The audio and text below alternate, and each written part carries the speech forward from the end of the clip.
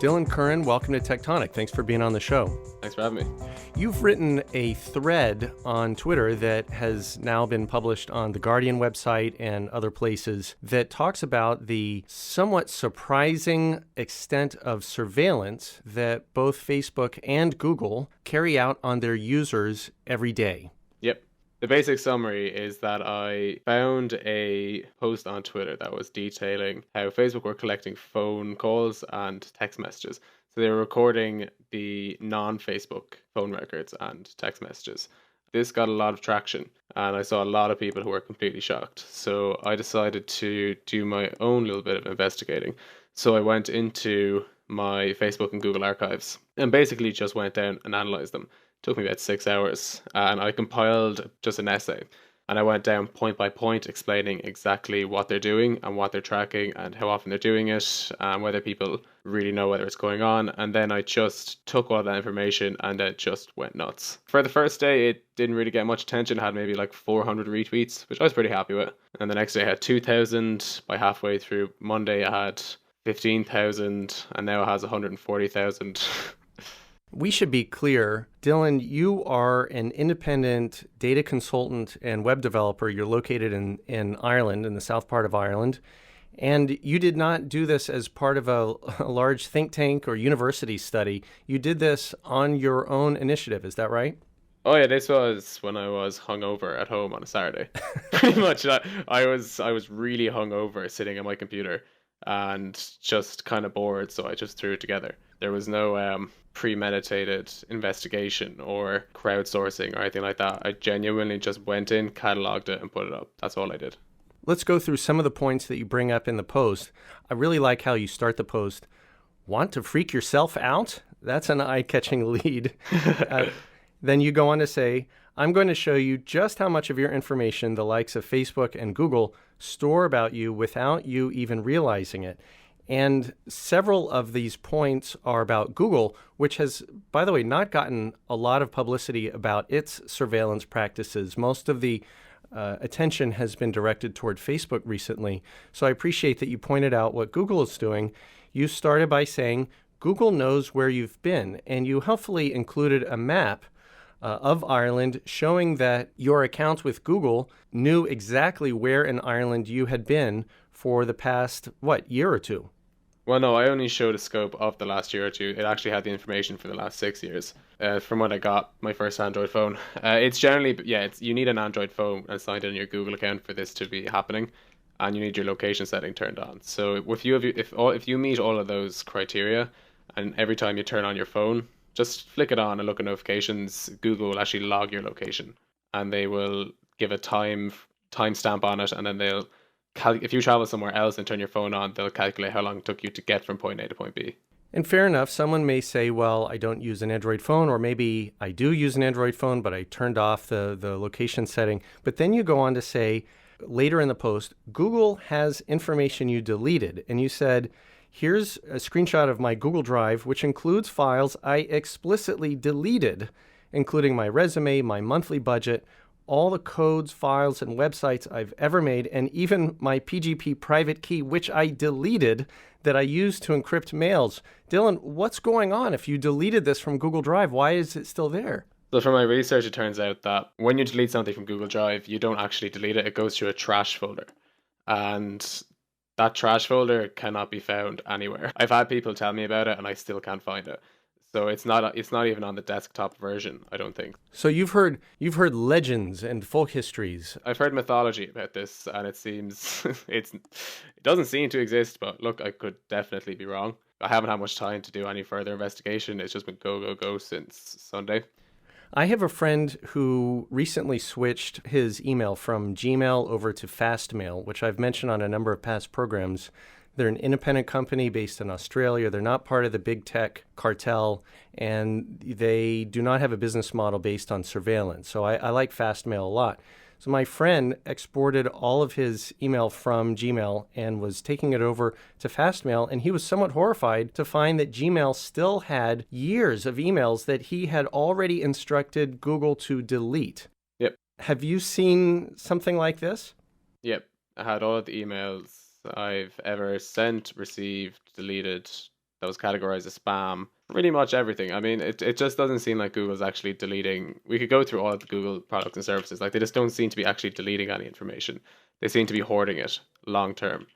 And I know with the Data Protection Act that they're not actually allowed to do that up to a certain time period. I think I want to say 5 years. I could be wrong on that. But even then, they had 10 years worth of information on me. So I don't know really what's going on there with legal trickery, maybe because they're in the US and I'm in Ireland. I don't know. But there's definitely something a little bit fishy. You're right, it does seem fishy that a company whose business model is based on surveillance seems to have lost the delete function and has held on to your emails and search history and Google Drive docs and location data and all sorts of other data that you wanted them to delete. What should we conclude about Google and our usage of Google from here on out? Yeah, it seems ridiculous. Like, it doesn't make any sense. I don't really know what we're going to do from here. Like, I would like a response from Google, maybe even to say, "Oh, look, it's a bug. They could be lying, but at least they'd fix it." But there doesn't seem to be any explanation of why they're hoarding deleted files. And I don't know. I don't want to project anything onto Google because that's not fair. I have no idea what's going on inside the company. I don't work there, so making unfounded projections doesn't seem accurate. It just seems like they're just deciding to hoard information so that they can use it to target their advertising better. Yes, I think that's very fair. You're not leveling any explicit accusation against Google, but you are pointing out some very unusual things that you found in your research into what Google has stored. I don't know if you remember years ago when Gmail launched, Dylan, but I remember quite clearly it was a small team that put together Gmail. And when Gmail launched, there was no delete button. There was no delete function at all in Gmail. And that was an explicit design choice. Yeah. This is now years later, years after Gmail's launch, and Google seems to have taken that model and expanded it to all of its data surveillance operations. I also don't want to level any accusation of nefarious ends, but I think it's important that we at least observe the facts of what you have seen in your research. And I would invite Google to respond. I'd love for Google's senior leadership to call in or write in or be a guest on the show and explain, why is Dylan Curran's Google Drive documents, why are those documents that you deleted still available? Why are the Gmail emails that you deleted still available? Why is all of the data that you thought would not be held on to still hoarded by Google years later? Yeah, I don't know. And I don't think Google will respond because Google has a habit of actually not responding to any negative press. That seems to be their angle a lot of the time. They just kind of ignore it and they wait for it to go away because the 24-hour news cycle means, this topic will be over within 2 weeks. I mean, I pray that it doesn't, and I'm going to keep promoting it. I just don't think that we're going to see any serious change from either of these corporations. Facebook can make all the promises they want, but everything they're doing is their business model. It's the only way they make money. It's the same for Google. It's their only real avenue of money. Digital advertising makes up 90% of Google's revenue, and it makes up 98% of Facebook's revenue. So they're not going to try to impede themselves from making money. They're going to do everything in their power to keep collecting this kind of data. So I think it's very much in the power of the individual. It's people who don't want their children to have their information collected from a young age. Because also, this is another problem I have, where young children also can't consent to having their information taken, but it gets taken regardless. So I do think children and teenagers have a right to grow up to be an adult without having to regret too deeply any mistakes they make in their youth. But it seems like this information will be catalogued and kept about them. And now with the current, I don't even know what we call them, because I would technically be a millennial, so I don't know what the age bracket below me is. I think it's called iGen. iGen, great. So the iGen people would have to face possible repercussions in the future from stupid things they looked up when they were 9 years old. I mean, it's preposterous. That's right, because even every search query in your history over the last several years has been cataloged and saved by Google. So you're pointing out that a 6-year-old or a 10-year-old who's on Google and searches for some crazy or irreverent thing is going to be captured and stored in their permanent record, possibly for their entire life, if Google has its way. Yeah, I mean, we're already if you're in the millennial generation, we're already in too deep. So they've pretty much gotten what they can get out of us. I would just hope that with maybe the future generations that this won't happen to them, that they don't have this hanging over their shoulders, because it's disturbing. I mean, your Google account is only locked by a password. So when I went in to get my archive, there was no two-factor authentication, even though I have two-factor authentication on my account. So all I needed was a password. Wait a second. You set up two-factor authentication, which security researchers and commentators are always recommending. But you're saying when you went in to download your data that Google has kept on you for years, it did not require two-factor authentication to make the download? Not for me. I don't know about other people. I guess the loophole might be that you have to sign into when you sign into your Gmail account, you would need to use your two-factor authentication. But I mean, someone could just get a USB, sit on someone's computer, they leave their Gmail logged in, boom, it's done. I mean, it can especially happen to partners, parents. I actually had messages from parents asking me how they could get their sons and daughters' information. Oh my gosh. And I refused. I said no. I said absolutely not. I said you can actually show your children my Twitter thread so that they can avoid you. Like, because this is exactly what I'm trying to push against, is these kind of situations. I mean, children have secrets. That's a normal thing. Because of this thread, you've taken on an unusual role all of a sudden. You're now the authority that some people are reaching out to, whether to learn how to protect themselves or whether they want to ask you how to surveil other people in their lives. Yeah, it's ironic. And I didn't want to become any sort of moral arbiter. Like, that's... I mean, I'm only 23 and I'm not that experienced with this sort of environment at all. So I'm really just taking it on the flow. And when I get grown-ass men asking me how to stalk their children, it's a little bit disturbing. And maybe it does show the lack of digital health in the society. Well, they're only asking to do the same thing that Google and Facebook are doing anyway. Well, yeah, exactly. And I know maybe in the parents' cases that might come out of a place of concern. It's just everybody, maybe some people disagree with me, but I do believe everybody has a human right to some dignity, some privacy, and a right to be forgotten. So you shouldn't be punished for every single mistake you make in your life forever. Like, there's no need for that. And people also shouldn't be able to find out everything about your life with a password. These kind of situations need to be considered when this sort of data exists. It's not that Google and Facebook are monsters. It's that they've collected a monstrosity. It's just waiting to be used and waiting to be abused.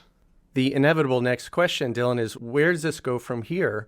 What do you suggest Tectonic listeners do as they go back to their mobile phones and they go back to their laptops after this show? Should they use Google or go to an alternative like DuckDuckGo? Should they delete their Facebook account? Should we all go live in the woods? What should we do? Yeah, I've been thinking a lot about that myself, and I do think the only real solution is living in the woods. I mean, we can do all the little workarounds, but it's not really effective enough. For example, like if you use DuckDuckGo on an Android phone, they're still collecting your search history because they can use the query in the URL, because they can collect the browsing history through Chrome, and then they can use the query in the search URL to just basically get your search, and then they still have your browsing history.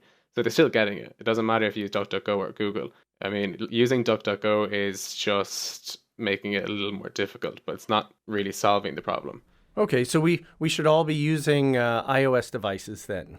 No, because iOS has not the extent of data collection that Google does, but a similar enough one. So I don't think Apple is really the solution. And also, and to be fair, Google are even a little bit more open about their data collection than Apple are, because Apple doesn't even really let you opt out of a lot of their data collection. Well, that's true, and we should give Google credit that it did make that 5 gigabyte or whatever file available to you of everything that they have collected on you over the years.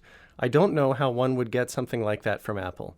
You won't, and I guarantee you won't. That's so. To be fair to Google, they have done their part. They've done about as much as we could ever expect, really, from a company that's trying to make a profit off your data.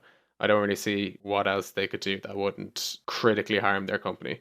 So in terms of what you can do, I mean, you can go into the Google settings and opt out of the data collection. There's going to be some services you can't use without the data collection, which would be Gmail and Google Maps. You can then You can look into using DuckDuckGo. You can look into using different browsers like Brave. You can look into using Proton Mail and Fastmail instead of Gmail. You can look into getting a VPN so your location's hidden. You can look into getting something called a WebRTC leak fixer, because even if you use a VPN, the browser can still get your IP address unless you fix the WebRTC leak. So there's a lot of different avenues you can go down. Dylan, I think you need to let go the web development career and step up and be a leader in this new space, helping internet users chart a more healthy path in their usage of technology. Yeah, I mean, this is my first appearance in any sort of public sphere. I never actually have done an interview in my life until Monday when I went on the radio. And then there was 500,000 listeners. It was just insanity. And now I'm on NBC, I'm on CBS today, I'm on the BBC, I'm on The Guardian, The New Statesman. It just keeps going. Well, all those were warm-ups for Tectonic on WFMU. I know. I've been warming up for the big one. But yeah, things have gotten incredibly crazy. But I would love to take this in a direction where I can seriously advise people. I don't like making myself the moral arbiter of this kind of thing. But I do feel maybe my opinions and points of view would heavily benefit the tech community. I agree. I seriously hope, Dylan, that you will spend more time on this subject. We need more leadership, and I really appreciate you writing that thread for the benefit of everybody who has come across it, the now hundreds of thousands, maybe millions of people who've learned from you and that thread. And I hope you'll keep it up, Dylan. Yeah, no, absolutely. Well, thanks again for being on Tectonic, and will you come back to the show at some point in the future? Absolutely. Anytime.